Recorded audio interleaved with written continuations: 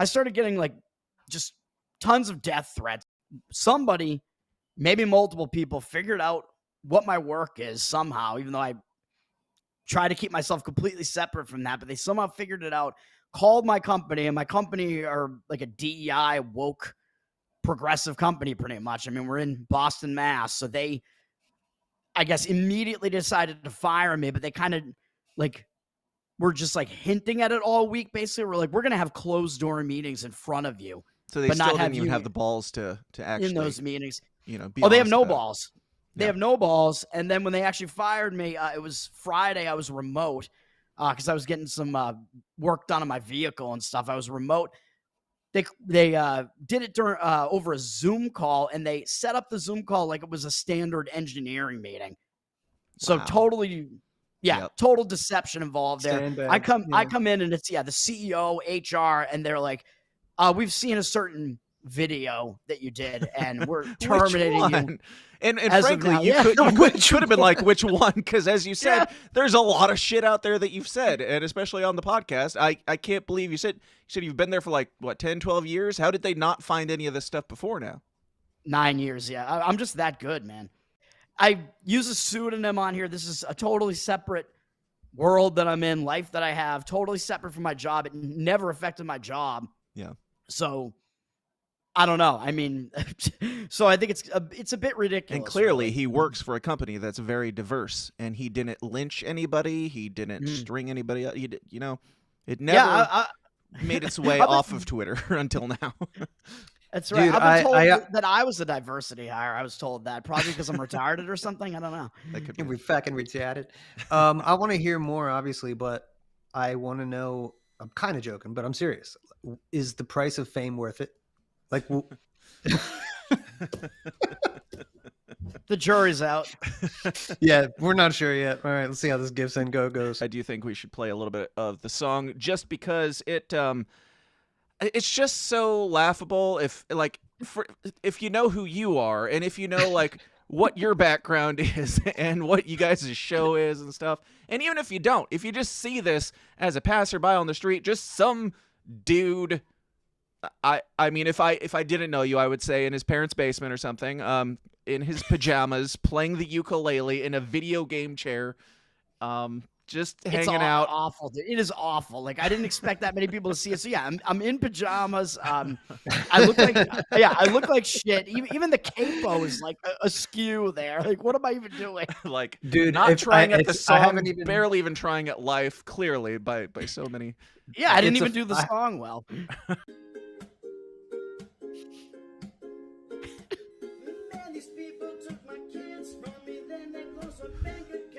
I got so much anger in me, got no way to take it out. Thinking of sucking a matrix with a box when nitrous. Yes, I am a cuck. I like when people fuck on my bitch. All my niggas, Nazis, nigga. Nazi fags. All right. So there's that. Awesome. There's the thing. Was it worth it for the sake of telling the joke that you knew you had to tell? Yeah, I mean, the joke is always worth it, man. As a now professional comedian, as described by various articles that came out about it. And you know the comedy scene's gone way down. The joke always has to be worth it, man. I mean, that's the way to go about life. You can't walk on eggshells, man, and just not put a joke out there that you think might be funny. You got to just try it. Just do it. I think more people laughed than fired me over this. So sure, it's because more people were on the internet than employing you. So that would be the case. I mean, I'm not going to change who I am. Like, so I won, the vaccine battle. I never got it, and they never fired me over it. So they put the mandate down, and then immediately after, you're like Heil Hitler, and they're like, "Nope, too far." That's right. It's not even like you wrote a song and you put out a message, or you wore a shirt to work, or you shouted something at somebody. You sat in your room and played somebody else's song, sang along to what somebody else wrote, and they're like, "Well, that karaoke you did there, son, is that's a bridge too far for us here." Right. Also, do you want to say the name of the company and dox them, because I feel like they deserve it? I'm not commenting on any of that yet. While there may be some something in the works as far as the legal process is concerned, but we will see. I mean, the whole thing is just hilarious to me because not only did the song happen, not only did these awful things happen to a person who nobody deserved it more than you, Toad. But in addition to all those great things, there's these articles coming out of man doxxed, fired after covering this Kanye West song, and like they can't, like all of the headlines, they can't get like a good picture of you. They are just taking it from that video, and from that video it's just like it makes it so much more hilarious that every single article is just you sitting in your pajamas making a stupid face. Well, I think that helps my cause, right? Because it's like, look at this guy, he's clearly retarded. Yep. You should have just went full on like mental illness or something and just played extra downs. So that, you'd have I thought I more. did. I mean, you do a pretty good job of it on the regular.